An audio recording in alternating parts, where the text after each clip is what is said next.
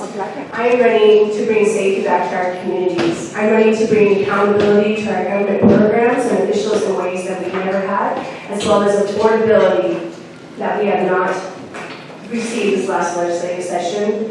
And I'm thankful to be in a position that I can step up for the people to serve the people, as I feel that is how our government is meant to be run. So I will ensure that our government make way for the things that we need to have in our society, including solutions for homelessness and to help those that are stuck in cycles, including that of drug addiction. So I will ensure that we will have pathways to easily hold and safely and responsibly hold all of our elected and unelected officials accountable, as well as to ensure that businesses can thrive and survive through any crisis.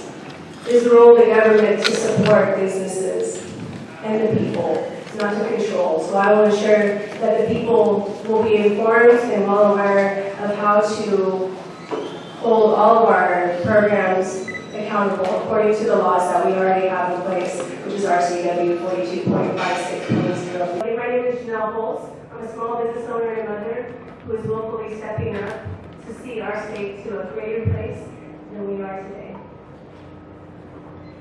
Thank you, Janell. Next, Terra Simmons. Good morning. Thank you so much for having us, and thank you to the Chamber for all that you do for our community. It's been an honor to serve you over the last couple of years.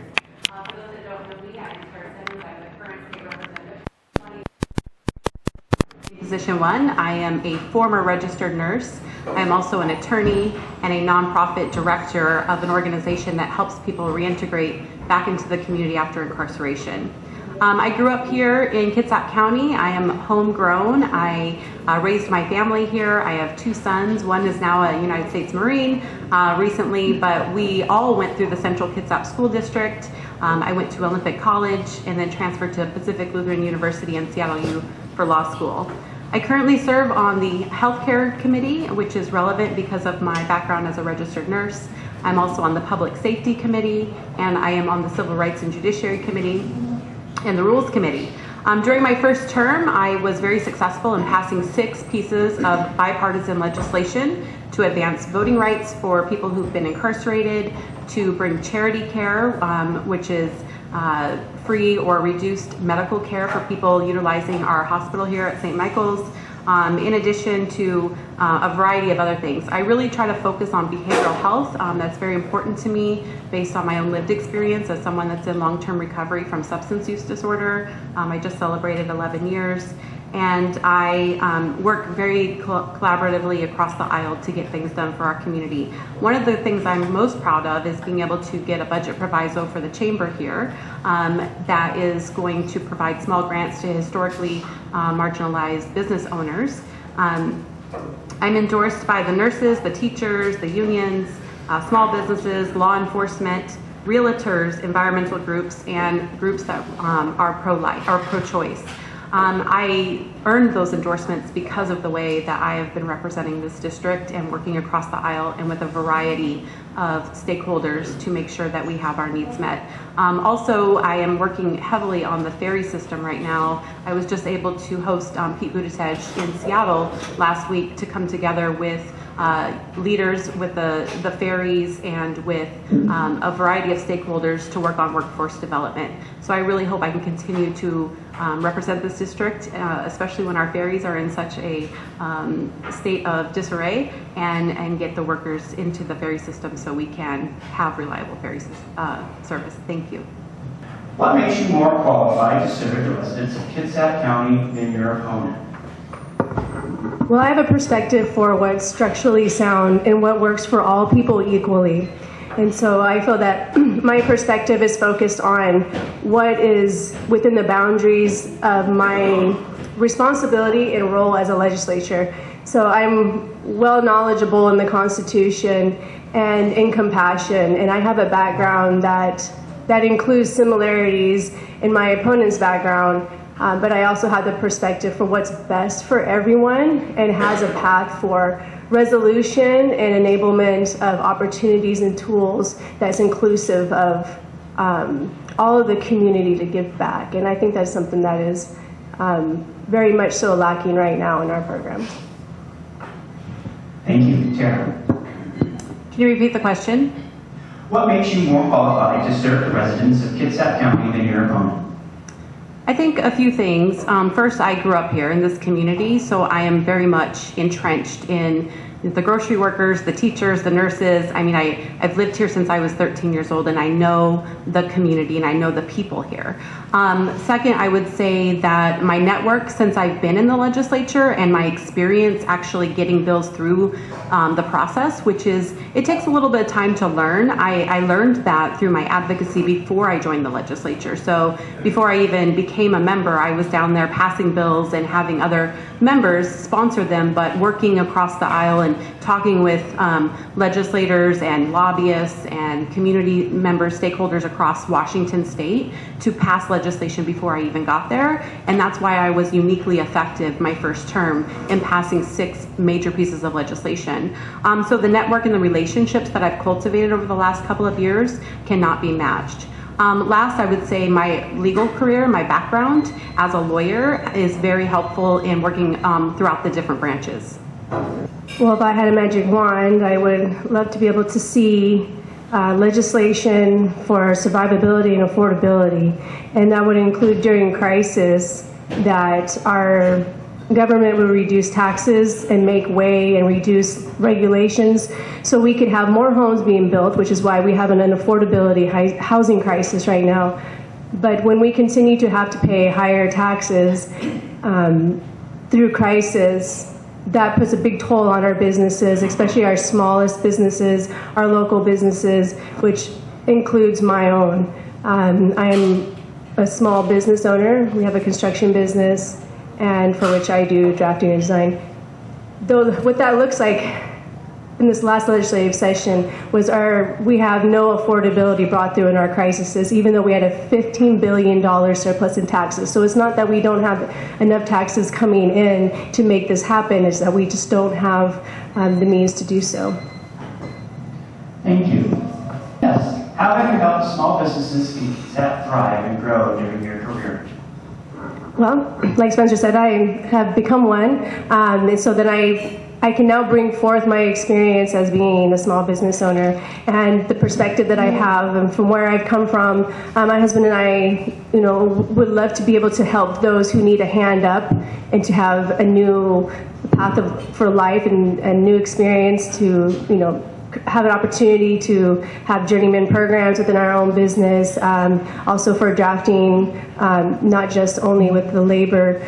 So I bring that perspective, and so that's something that as we are established contractor in our community, we give hope and encouragement where we can with our customers and network and make those connections, and so that is something that I plan to take and to continue to do with working with the Kitsap Builders Alliance and bringing forth for affordable housing, as I have a much deeper, broader perspective with that to involve community to make that happen and government to make way for it.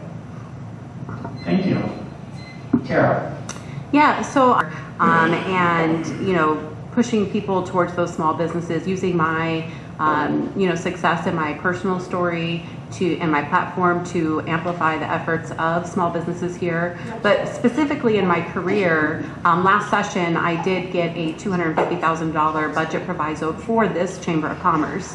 So you can work on developing business owners, small businesses from historically marginalized backgrounds and bringing them into the fold. I've also been working with Jamie Forsyth, who now I think it's, I can't remember her name that took over, around business development for young entrepreneurs who don't have experience. And lastly, I was very proud to co-sponsor and vote on legislation that removed the B&O tax for small business owners and reduced B&O taxes for all business owners in the last session. Janell.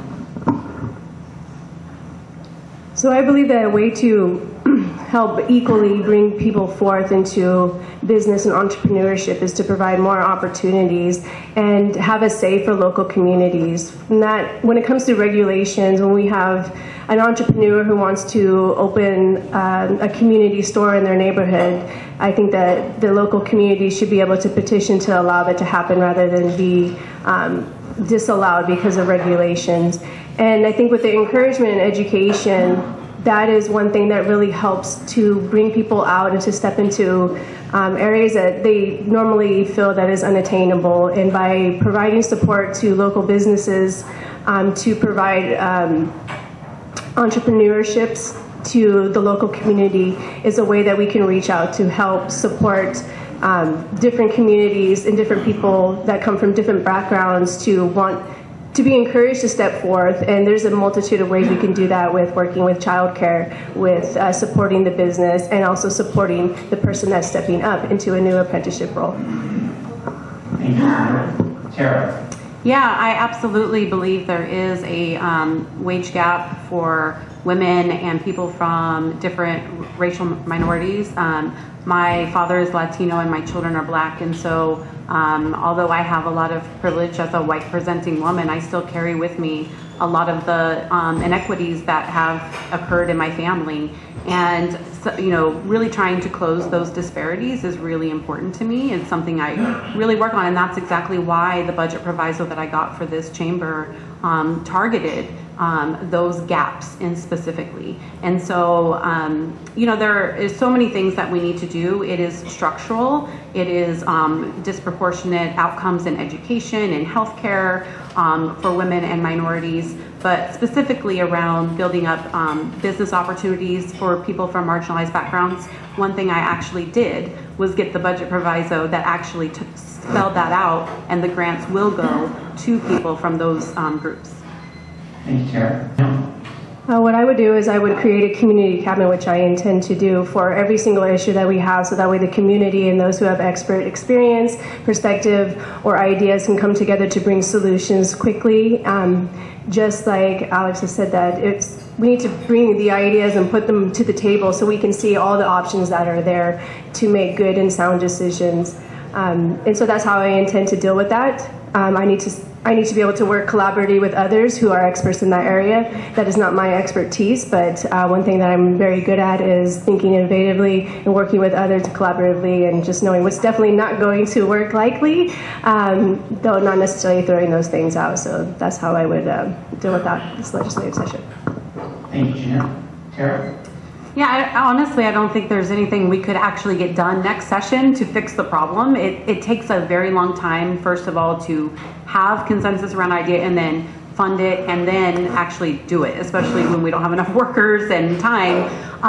But one thing that I'm really encouraged by is the collaboration we've done recently with the ferry to Seattle, and working and thinking outside the box. And now my colleagues and I have written to the governor and asked him to give some money to Kitsap Transit to increase their fast ferries, because our Washington State ferry is not running as regularly as we need it to.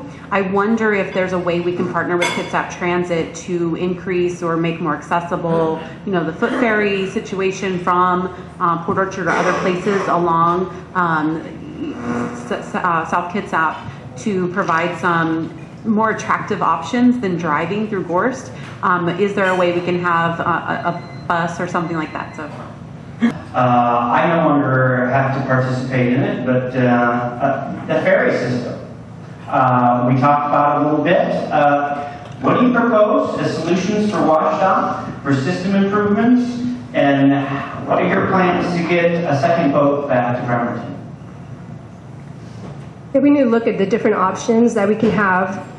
We need to look at private sector combining with government. We need to look at different energy options for our ferries, and also with labor, when we have such heavy restrictions upon our workers, that has removed a lot of people from the industry, and so that needs to be looked at and readdressed, as I feel the burdens that have been put upon the ferry workers are actually unconstitutional, and we are all experiencing the consequences of that.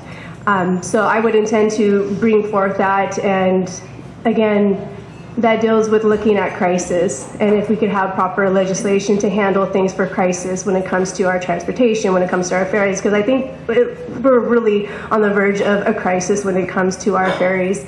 And for getting a second ferry into Bremerton, I think that would be the same thing with looking at help with private sector possibly. Thank you, Janell. Terra? Yeah, it's incredibly frustrating. I used to take the ferry to Seattle every day for work. My son, before he joined the Marines, was taking the ferry to work a security job and ended up having to drive around because there was no late boats. It's something I've spent a lot of time on. We funded everything that the Washington State Ferries asked for in the last session, went into the operating budget for the first time in history, and Bremerton is taking the hit of all of this. And so things that I have been doing, like I said last week, I was able to host Pete Buttigieg here in Seattle and pull together a roundtable with the Washington State Ferry leaders to talk about this issue in workforce development. 1 in 3 people in this country have a criminal record of some kind, but there is federal laws that prevent them from working on the ferries because they can't get a TWIC card. 1 in 3 people are hungry for a job, and we have a policy that makes it difficult for them to get a TWIC card and work on the ferries. So that is something I'm working with our federal delegation on right now, is to remove that barrier so people can enter the workforce. Thank you, Terra. Spencer? Next question. Looks like we start with Terra. Team, I have tons more questions around transportation, around mandatory road use charges, increases in gas taxes, things like that. We're out of time on transportation, so if you need to weave that in, do so as you may see fit. The next topic, and I have multiple questions on that, comes around law enforcement and changes that have been made in public safety. So I'm just going to throw that whole topic out there and let you tackle it as you may see fit. Around, and if you've got to go around twice, we may do that, but let's talk about public safety and law enforcement. All right, well, I would like more time, but so what do I say? I say that, I am a person who really believes we can advance justice and safety together. I believe there's a lot of underlying causes of crime. Crime is up right now all across the nation, and it's even higher in states that did not do any police reform in the wake of George Floyd. I-940 was passed by the people of Washington State. They wanted police accountability. There is no reason why police officers should not be accountable as teachers and nurses are. I'm a lawyer, I'm a nurse. If I do something wrong, I lose my license. There was no decertification process prior to 2021. So I worked with law enforcement. We passed a slate of bills, probably about 13 of them. I am proudly endorsed by the Fraternal Order of Police. I worked with our local law enforcement through the whole process. There were some unintended consequences around the vehicular pursuit, but out of 13 bills, you cannot expect to get everything right. And we only ended up with a couple of places we need tweaks, and hopefully we'll have more time on this topic. Totally agree with needing more time on the topic. Let me start where Terra left off on unintended consequences. And I'm going to talk about something higher level than just crime. Our policy making in Olympia needs to be well thought out. It needs to be disciplined. It needs to go through the committee process, amendments, edits, debates, discussions, dialogue. And unfortunately, what we have had over the last few legislative sessions is a majority in Olympia that has been so large that it does not need to talk to the minority party. It doesn't need to bring in minority voices in the making of policy. My philosophy of government is the best policy happens when the two political parties need to talk to each other. And we have had a system in Olympia where that has not been the case. And I think the bad policies around crime, the unintended consequences around crime have come from not having these policies be tested in the legislative process. So there's a whole lot more that we need to say about crime. We are all feeling it. We are all feeling it out there. But from a broad level, a 30,000-foot level, Olympia needs to change its approach to policy making. Thank you, Spencer. Addison. Yes, if we can go around the table again, that would be great because we need more time to definitely talk about this. So when it comes to responsible legislation, that's very important. Being able to listen and collaborate and work well with all people that you are put at the table with is very important. And pushing through bills rashly is not a solution to a problem. And I think the routes for accountability still were not adequately put in place for those who experience police brutality and those type of things. And then when it comes to crime, I think that was a great statement to be from the perspective of the victim, because many people will make excuses or make small the situations of crime when it comes to stolen cars. My customer was hit by a stolen car. Someone who stole a car on the other side of the ferry, rode the ferry without paying a toll, was still set sail, impersonated a ferry worker, stole another car, and went on his own high-speed chase on his own, and then went through the intersection. But I would like to finish having this conversation about crime, but it comes to accountability. But some people make the choice to make this a lifestyle, and there's so many different attributes to it. Can we go around again? I think we should. So, Can you narrow the question? I mean, I'm like, what do you really want to know? Terry, What do you want to know? I mean, I don't So, know. I did hear some of the, one of the other questions was around the linkage between mental health and crime, so maybe you want to take that linkage? Yeah, absolutely. So, I know firsthand, I've been incarcerated. I've also been a victim of crime several times in my life. And so this is very near and dear, and I think I am actually a national expert. I'm going to DC next week for a national convening with bipartisan stakeholders on this specific issue. Post-traumatic stress from adverse childhood experiences is fueling all of this. And people turn to substance use, or they are violent because they don't know how to regulate themselves, because they didn't get a first chance at life, to tell you the truth. We need more services. I was so happy that I was able to get a budget proviso through the legislature to fund Paulsbo Cares, which is an innovative program using firefighters that the community actually doesn't see as they trust firefighters, right? There's tension with the community and the police because police have shown up historically in certain ways. But utilizing our firefighter allies to provide mental health services on the ground out in the community was an innovative project that I funded last session. Thank you, Terry. There's no question that we have got to strengthen our mental health resources and our drug treatment facilities and resources. I mean, but there is such a nexus between law enforcement and the treatment of underlying issues like homelessness, mental health, drugs, and all of that. And right now what we have is a legislature that, in response to the Supreme Court's Blake decision, that said there wasn't a mental state component to drug possession laws, you need to prove that they knew that they had the drugs, the legislature should have put the word knowingly in the bill, in the law. They knowingly possess drugs, but instead the legislature downgraded drug possession to a misdemeanor and then said you're not going to get charged until your third offense. But there's no statewide database of how many times have you been stopped for drug possession. So now we have a situation where our law enforcement can't enforce the drug laws because they don't know how many times they've stopped someone. That's why law cops and the Fraternal Order of Police have supported me. We need some rationality and balance in these laws. Thank you, James. Janell?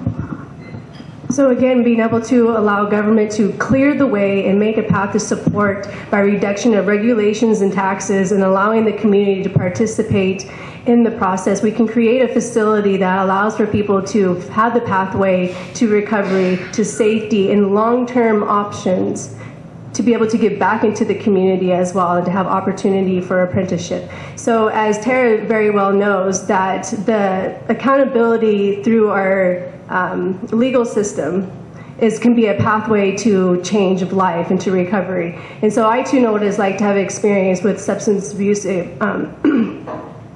abuse and that different people have different ways that they overcome. Sometimes it's a personal choice. Sometimes it's by being arrested, by being incarcerated. And so we need to be able to open the option for people to choose, if they so choose to, want to partake in a facility like this for mental health reasons or for drug abuse, or if it's because of crime committed because of drug abuse. Thank you. Two last questions. I'm going to make one a lightning round, so it's a yes or no. I love the question, being on the Public Facilities Board. Should counties and cities be given additional taxing authority, or should Olympia be the leader in fiscal responsibility? Well, I think nationally the biggest thing that people are seeing and facing are inflation. So again, that comes to with crisis and accountability. And so I will ensure that we will have a pathway for accountability for our elected and unelected officials to be sure to support the people through crisis in our businesses so we can survive and thrive through any crisis, and not be able to speak to the issues locally as well. And so I will ensure that the people will have a pathway to ensure that during crises we will have protections, as well as a route to be able to hold any unelected official accountable to our Constitution as well as our elected officials. Thank you, Janell. Terra? Yeah, I think nationally there is a lot going on, but the biggest thing that I'm spending the most of my time on right now is protecting doctors and nurses who want to still provide reproductive health care to people who are, looking to have an abortion, or other things like in vitro fertilization and just our overall lack of access to health care, especially in this county where we only have a religious hospital that does not provide or puts safeguards around sterilization, in vitro fertilization, gender affirming care, death with dignity, all of those things. But since the fall of the Roe decision, I have spent a lot of time working on responding to the providers here who are worried that if they provide abortion care for people coming from Texas or other states, Idaho, that they will be criminally held liable. So I am on the leadership team in the legislature focusing on that. Thank you, Terra. Spencer? No surprise, I'm very happy with where Addison started on civility. I've already spoken to that, so I have another issue that I want to talk about, and that is our cost of living. We have a nationwide cost of living problem. It was spoken to just a little bit in terms of inflation. But Washington State is becoming more and more difficult to live in, work in, do business in, hire people in, and move goods and services around. And it's really a problem. I mean, I talk to people on the doorstep, and I'm telling you, every day I hear someone say, how can I afford to live here? And that's a major problem. We had a $15 billion revenue surplus last year. Poof, it's gone. Where did that money go and what happened? We added new taxes. We increased taxes. The Department of Ecology numbers estimate that our gas taxes are going to practically double next year. This is serious. This has a major economic impact on people's day-to-day lives, raising their families, working, getting their kids to school. This is serious stuff, and it's a nationwide problem. It's a Washington State problem.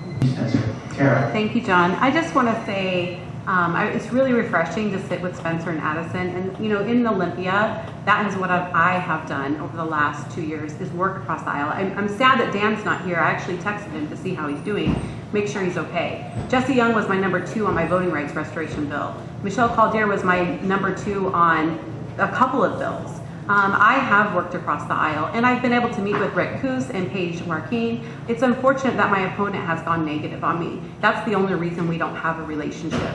But I have grown up in this community. I have overcome homelessness. I was a mother at 15 years old. I pulled myself out. I was the first person in my family to ever graduate high school, let alone go on to college. I have worked my butt off to come out of poverty, to fight for low-income people and people that need an opportunity and a first chance at life, and also working class families who are just struggling day to day to get by. I have a wide variety of experiences. I've been a registered nurse. I am a lawyer. I have been in so many different roles in my life, and all of those experiences guide the work that I do every day on behalf of the people here in my district. I grew up here, I'm very connected here, and I carry the people's voices forward in my work every single day and work across the aisle and listen to Republicans. I sit with them. I don't have to, but that's who I am in my heart, is a servant, and a servant who loves people. And so it would be an honor to continue to serve you. I will listen to you. I will take Paige's calls. I will take Rick's calls. I will take everybody's calls, because that's who I am at my core. And thank you so much for the honor to serve you. Thank you, Terra. Janell? So it's an honor to be able to step up and to serve my state and my community. I come from a background of different roots, really. So Terra and I have a lot of similarities in our background. I was the first in my immediate family to graduate from high school. I know what addiction does to families. I know what a broken home looks like. I know what it's like to be in an abusive marriage. I know what it's like to leave to put my life on hold to support my family Even though I could have continued on and excelled in my career, I could have taken different paths. I know what it's like to go through family law. I know what it's like to have a lawyer. I know what it's like to represent myself. I know what it's like to have to overcome the consequences of abuse. I know what it's like to rise above it. I know what it's like to support others through it. I know what it's like to overcome addiction and also support others who've chosen to change their lives. And so I know with community and working together that is really what creates a great, beautiful synergy where accountability along with support and giving back can become a beautiful news cycle that we can have available for people to choose from. So I am thankful to be able to step up and bring a new perspective, a perspective for all, not just for some, but for all, and also not one that is my opinion, that is not my perspective, is not my beliefs, but my role as a legislator, which is number one according to the Washington State Constitution, Article 1, Section 1. Where the government receives its just powers from the consent of the people to maintain and protect individual rights. That is the role of the government, and the government needs to step up and clear a way for a pathway for that to allow us to do that. And we shall have accountability to ensure that we can all afford to live, because neglecting studies, neglecting facts, neglecting the voices of the people and other representatives that have been voted to represent the people is wreaking havoc in our state and our inability to afford to live and have safety. Thank you. My name is Janell Hulst. I run for the 23rd Legislative District, Position 1. Janell. So I did my job today, team. Normally I walk away knowing who I'm going to vote for. I will tell you these two, the 26 made it difficult for me today, but I hope we provided you some answers that you didn't have when you arrived here this morning. So let's now give all of our candidates a moment.